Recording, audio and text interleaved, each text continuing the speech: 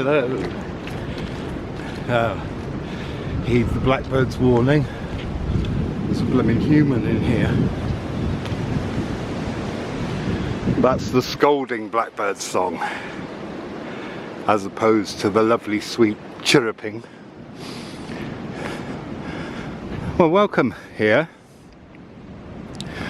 And the reason I say welcome here is that this is an old haunt of mine. I mean, quite literally, this was just behind my caravan. And I came here, got lost in the snow.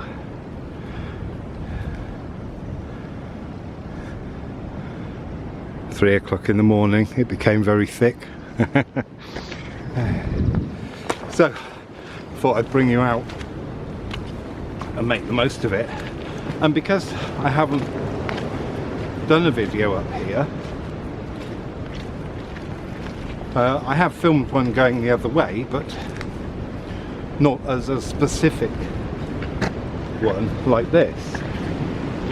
You can see we've got a water channel there at the bottom. I want to try and show you the trees as well.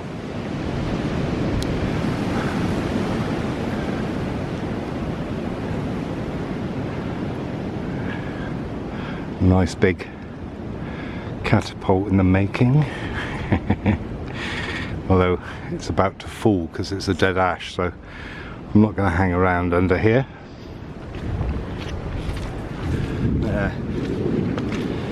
Adrenaline junkies.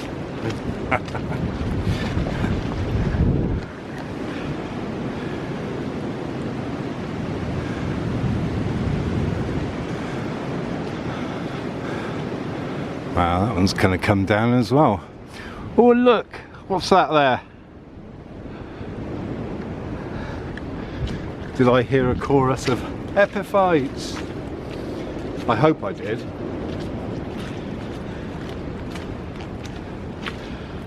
Now before I started filming, this is so wet up here, hence the water channel, but even that water channel isn't stopping this. If you need proof, look at all that moss. That's a moss and a half, isn't it?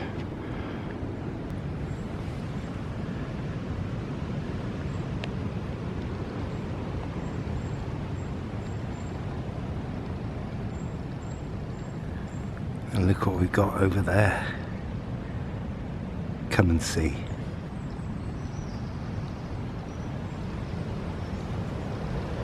Some beautiful mimosa. Anemone mimosa. Nem-nems. And these have all got pretty much 6 petals, haven't they? Pure.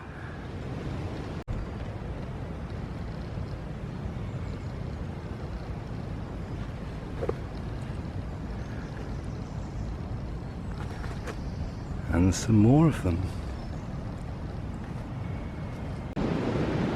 And there's some more in there. Oh no, that's the ones we looked at.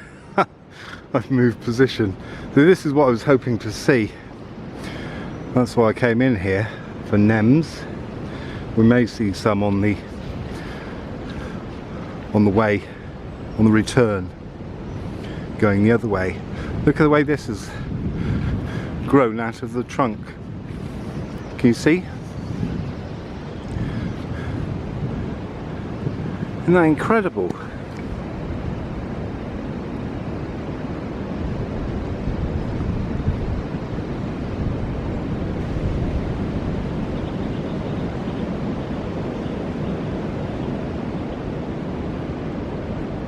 What that means is that still some of the roots are actually anchored into the ground, feeding it. So we'll keep an eye on that, hopefully. It'll be doing well. What are these? They look like they might be elms. And because that's dead there, and that's a kind of age that elms die. But look, I mean, look at that. That's possibly an old hedge coppice. Yeah, I'm not quite sure what it is. Should we investigate?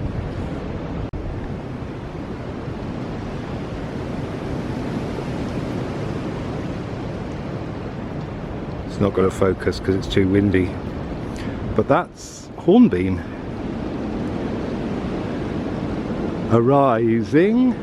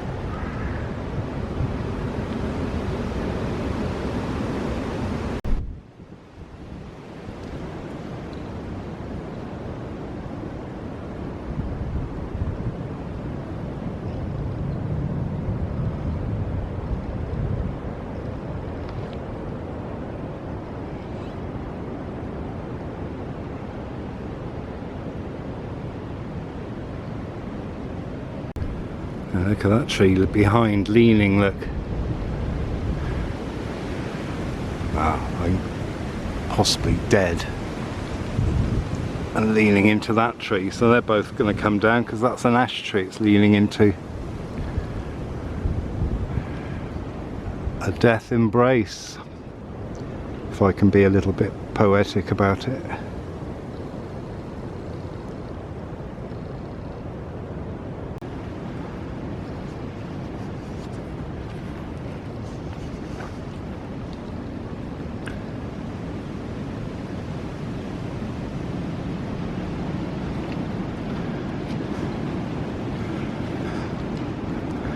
Look, it is wet.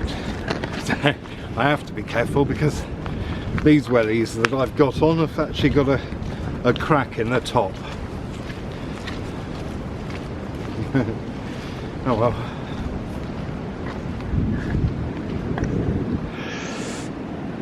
Sometimes it happens.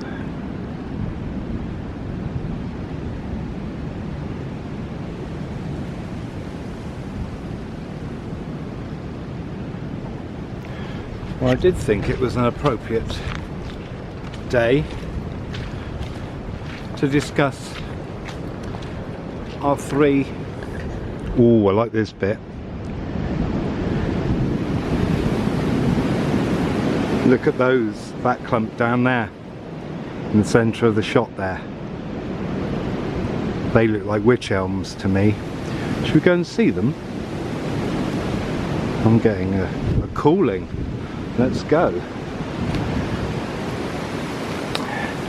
The bit where we were looking at the anemones back there, that was very, very wet. Almost like there was a spring rising. Or more likely seeping. A seeping spring. Obviously that's that's not as poetic. And doesn't sound as lovely. Oh, that one.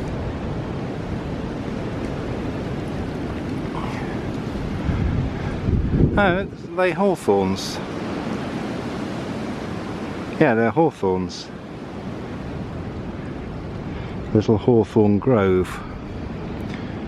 Oh, nice.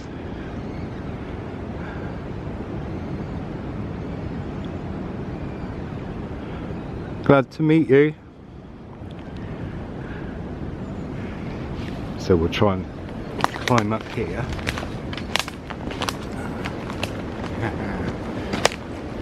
Okay, well, this is why I do this, so you can have the experience of going backwards. Oh. There we go. Just have to check myself because it's very likely that I come through a place like that and end up with all kinds of bits over me.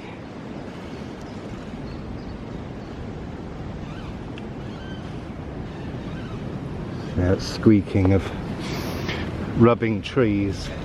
Oh yeah, that one that's leaning. Oh, yeah, there's going to be a lot of collapse in here. That one I think's a poplar, and they do. Now if I've mentioned a stream that comes along the path, I'll mention it when we get back down there. But you can see the channel, it goes up there and comes down here. And then crosses. And this is basically, look at that. See, that's well flowing, that is.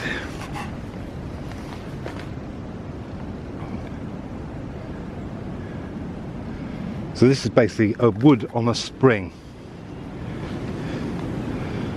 Yeah, you can see all the channels and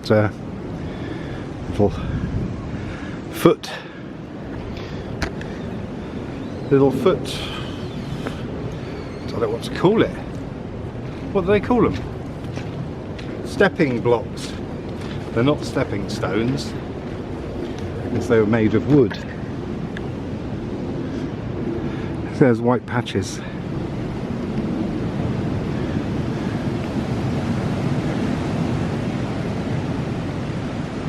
But I do have an association with springs everywhere I go. I seem to be unable to avoid springs. Not that I want to. I feel like a part of me, as well as being guardian of the woods, I'm guardian of the springs.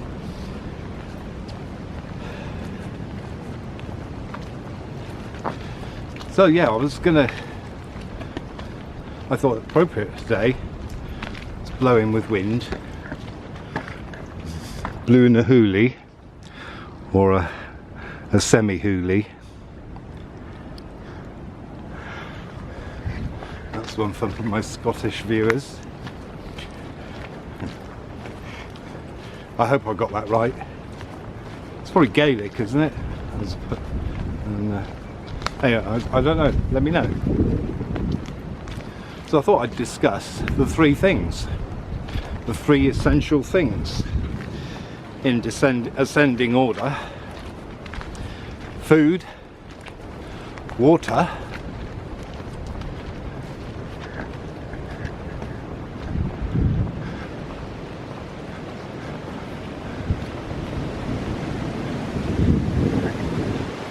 and the breath. Now here's something I don't think you'd expect to see from here.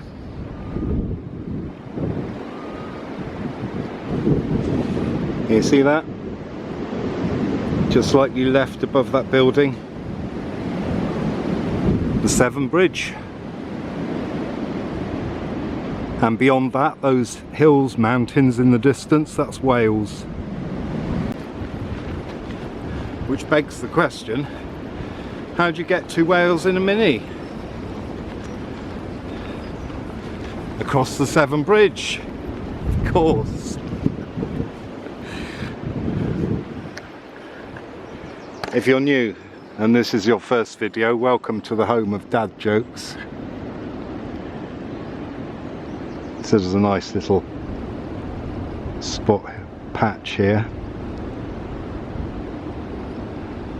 Lovely dark and light because of the rain cloud being highlighted by the sun. So I did the harder leg of this walk first, although going downhill on this bit is it's not that easy, because not only is it very muddy, but there are a lot of brambles coming out. So as well as avoiding slipping, you have to avoid getting caught by the brambles. And that's not a euphemism.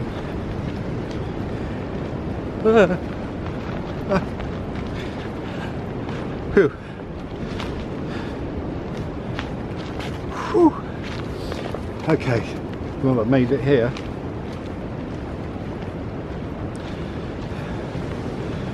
So yeah, if you take life down to basics, basic necessities, or even what Baloo might have, yeah, the bare necessities.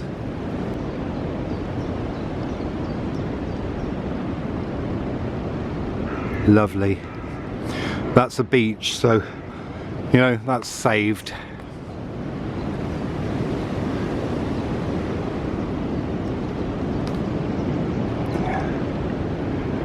Well, there you go. So yeah, I did say, I warned you, this is the home of the dad joke.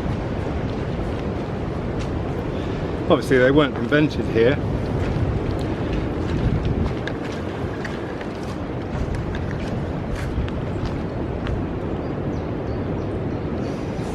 Since last time I came here, this has finally copped it.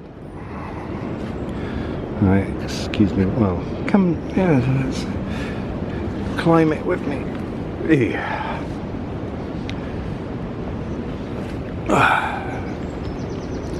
Sorry if that pigeon was in the shot. There it is, no more. Just as I predicted a while back. Anyhow, yeah, the three things that we need for essentials. So, the most important one then is breath. Because if you don't breathe, you're dead. Ooh. Look at the light. Oh, perfect.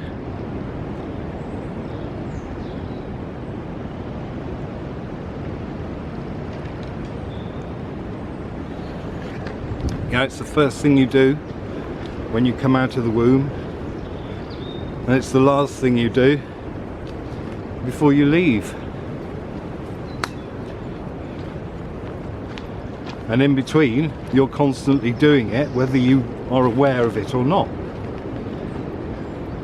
And maybe that's part of our problem, is that we're too busy doing other things and getting involved in other things when we should be concentrating on our breathing. Or at points during the day, we need to think about it and be aware of what we're actually doing. Feel the way, you know, that our body rises and falls. And one thing that's helped me, because I constantly have to get myself to breathe deeply, which means making your diaphragm rise, your stomach rise, and then your chest. Now I'm quite lucky in that I've got quite big lungs. When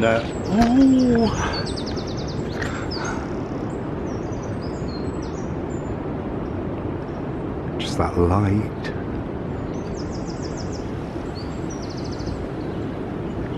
When we did experiments at school in sort of young physics. Yeah, I mean physics when I was young. Oh, it's beautiful. I hope it comes out. You know, where you have a gallon jar and you put a tube in it and then you each take a breath and see how much water you displace. Well, I displaced the most in my class.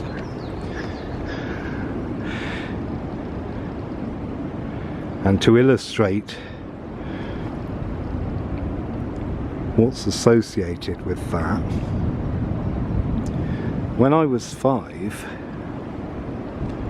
I was asked to be Father Christmas in the school play. Was I 5? I might have been 6 actually, I was 6. And anyway, I refused to do it. I totally refused. There's a deer up there. I knew we'd see one.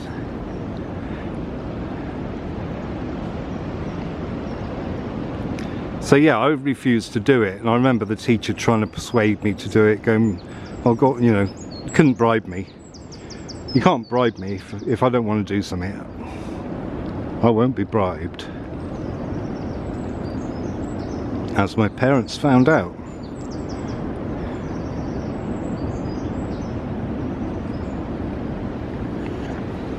So I refused.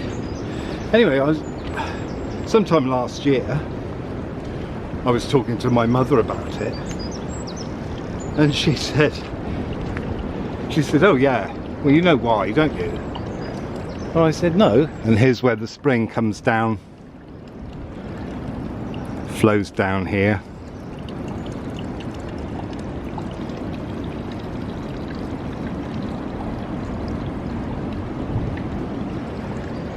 I said, "No, why?" She said, "Well, because you've got really good voice projection, even at that age." I mean, even my normal voice is loud. And here some more comes. That was that first bit that dropped down. Do you remember? There were two bits. There was one where the stepping blocks were, and then there was a bit before that. Well, this is the bit before that. That's why there's so much moss. It's very Lord of the Rings, isn't it? That tree, the moss, the ivy, the hillside, the feeling that no one else is here.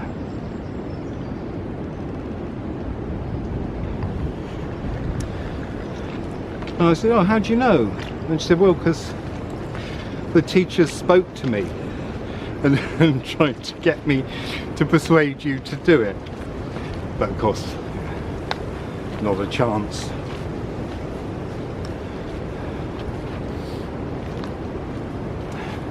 So, back to the breath. You know, to have good voice projection, you've got to be able to use your breath well, anyway, and your diaphragm. It's all linked. So, one of the things that I tell people quite often these days, because there's a lot of anxiety around and fear, and really 10 long, deep, slow breaths really help to get the oxygen to your brain and help you to think properly again. I mean, just almost instant if you're doing it properly.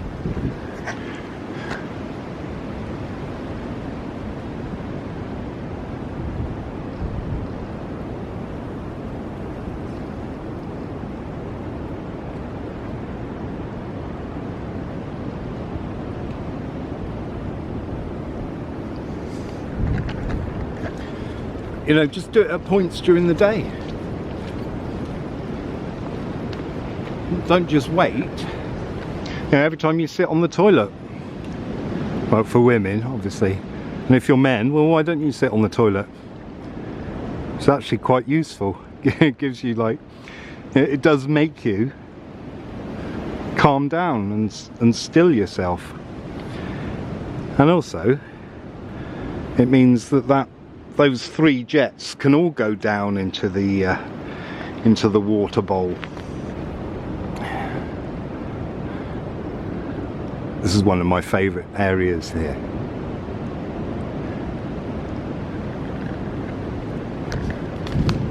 And then you can do 10 deep, long, slow, deep breaths loads of times during the day, and it helps calm you down, even if you don't get time to do meditation or can't summon up the time or the energy because you feel like it's going to take so long or even too long.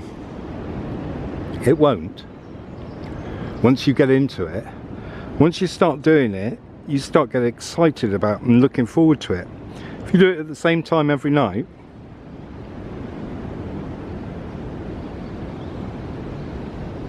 it's absolutely perfect.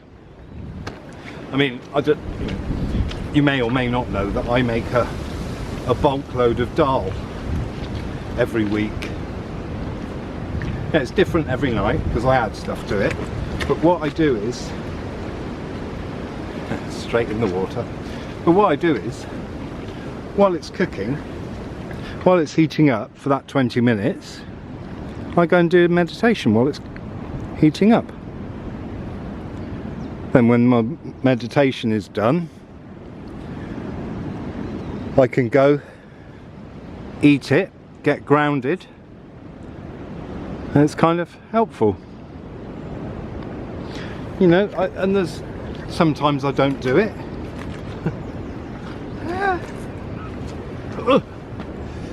Bloody hell. Sometimes I don't do it, and sometimes I do. Sometimes it's easy, sometimes it's a real struggle. Let's be honest. Sometimes it flows like a fine wine in a happy party. And other times, well, it gets a bit constipated, shall we say. But the thing, the important thing, and this applies to yoga as well, the important thing is to attempt. It's the doing of it. That's part of the psychological benefit.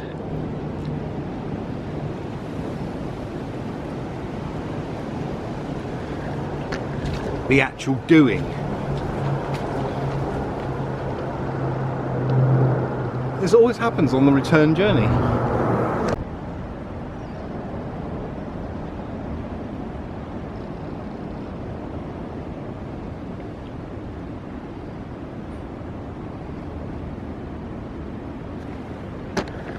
You know, sometimes when I'm out doing this, and I'm doing the shots like just then, I'm often holding my breath just so I don't shake the camera and so I don't pant everywhere. Nothing worse than a bedroom with pants everywhere. Can you imagine what that would be like in a wood? Hey, dad joke number 3. I hope you're not counting.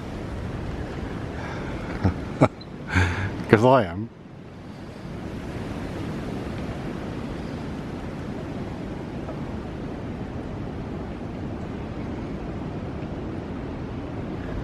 But also, now breathing's amazing because it does absorb energy. You get energy from breathing. That's what it does. Because there's all kinds of unseen things in the air. The same as there's unseen things in water and food. And I don't mean poisons that might be in there. I'm talking of the psychological, the energetic things that are in there, like where it's grown. You know, I mean, if you're a meat eater, go and buy yourself some organic, free-range meat, and then buy some rubbish, but I wouldn't advise it. But if you want to test, you'll never go back.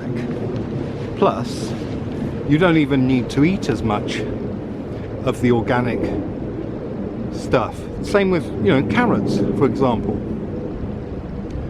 You know, you buy fresh grown organic carrots and then compare them with the rubbish. It's like the rubbish is just watery food. So there's something else that goes in them. Even if you feed things the same, but yet, you know, and you talk to one and not the other, you'll find there's so much huge difference between the tastes of both.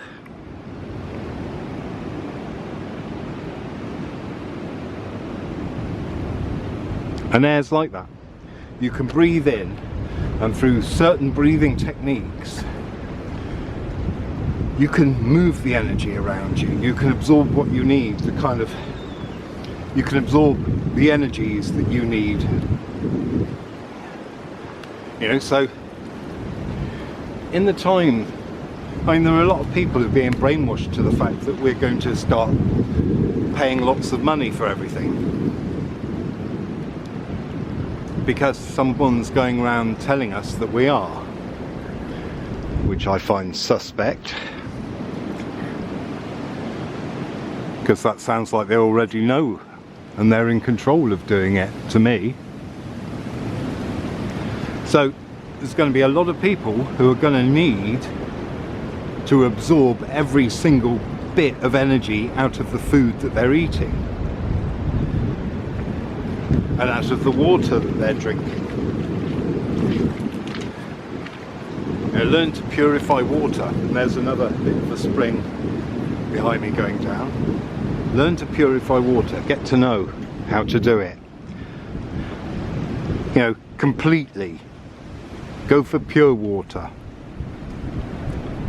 And contrary to what they say, you don't need to add salts or anything to it if you're eating other organic food. You know, healthy, properly grown food will have all the sugars and salts you need in it. Because I don't add salt to food. I never have. Now you would have thought that if I don't add salt to food, then I'd be in a bit of trouble by now, surely. But it's not the case. I'm sure it's just some ruse to sell you salt. I know salt's important, but do you need it in every meal? And I don't eat processed food. I got the thought of it.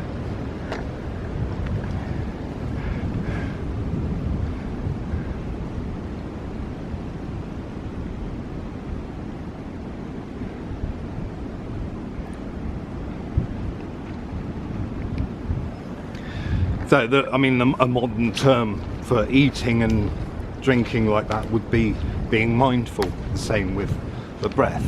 It's just being aware and in the moment. You know, if you savour every mouthful and every lungful,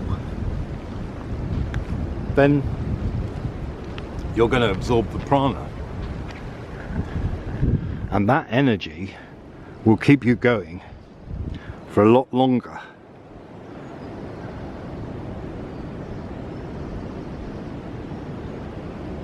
than if you were to just eat quickly.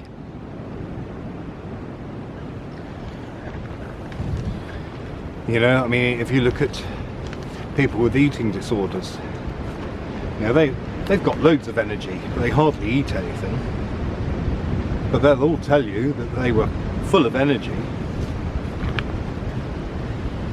because a bit of their body is, say, it suddenly goes from, oh, I'm not getting enough food. Shit, not enough food, right. What are we getting? And your body will naturally absorb the energy that you need to survive. So learn breathing techniques and then you'll be able to manage whatever comes. Thanks for watching. See you next time. Ta-da!